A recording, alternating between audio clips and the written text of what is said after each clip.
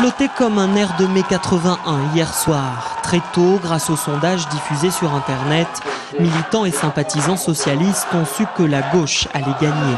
Mais il a fallu attendre 20 h pour véritablement savourer la nouvelle. On attendait ça et c'est franchement une grande joie parce que j'ai plus de vocabulaire pour dire autre chose en fait.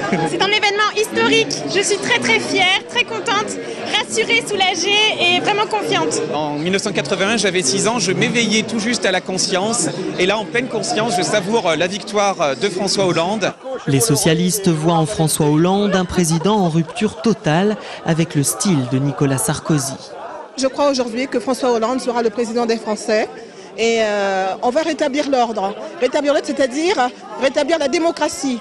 Faire en sorte que le vivre ensemble soit un objectif à atteindre. Jamais notre candidat n'a changé sa façon d'être, sa façon de procéder. Toujours respectueux, calme, posé, dans une idée et dans une philosophie très claire, celle du rassemblement de la France, de tous les Français. De la joie, certes, mais pas trop d'euphorie non plus.